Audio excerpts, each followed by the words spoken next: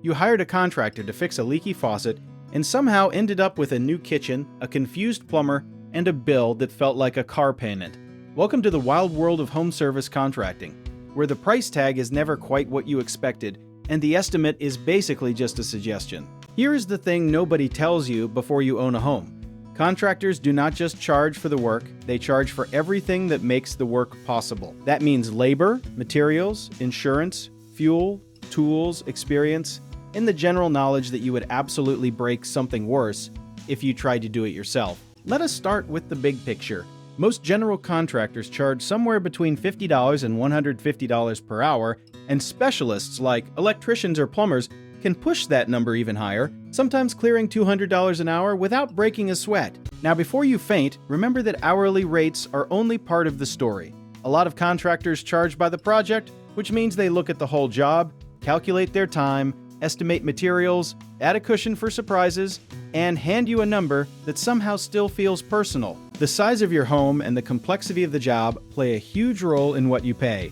A simple drywall patch is not the same math problem as rewiring an entire second floor, just like ordering a soda is not the same as catering a wedding. Materials are where costs can quietly double on you, which is why you should always ask your contractor to break down labor and materials separately. Some contractors mark up materials anywhere from 10 to 30% on top of what they paid, and knowing that ahead of time means fewer surprises when the invoice shows up looking like a small loan. Location matters more than most people realize because labor markets are wildly different from city to city. A roofing job in rural Tennessee and the same job in downtown San Francisco are not going to cost the same, even if the roof is identical, because your contractor is also paying for their life in whatever market they live in. One of the biggest mistakes homeowners make is picking the lowest bid without asking why it is the lowest. Sometimes a low bid means a contractor is hungry for work, and that is fine, but sometimes it means they are cutting corners,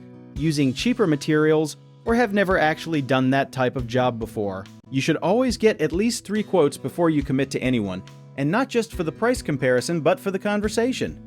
How a contractor talks to you about the job, answers your questions, and explains their process tells you a lot more than a number on a piece of paper. Scope creep is the thing that turns a $500 project into a $3,000 project. And it is almost never anyone's fault on purpose. Once a wall comes open or a floor gets pulled up, hidden problems appear that nobody could have predicted. And that is when the original estimate becomes a memory. This is exactly why professionals always recommend building a contingency buffer of at least 10 to 20% on top of whatever you budgeted. Think of it as the part of your home improvement plan where reality gets to say hello. Licensing and insurance are not optional details, they are the whole ball game. Hiring an unlicensed contractor to save money is like borrowing your neighbor's car without insurance, because it probably works fine right up until it very much does not. Warranties also matter more than most homeowners realize, because a good contractor will stand behind their work if something goes sideways in the first year. Always ask about their warranty policy before you sign anything, and if they look confused by the question, that is your answer. The contractor world is not trying to trick you. It is just a skilled trade market with real overhead costs, regional differences, and the occasional mystery inside your walls.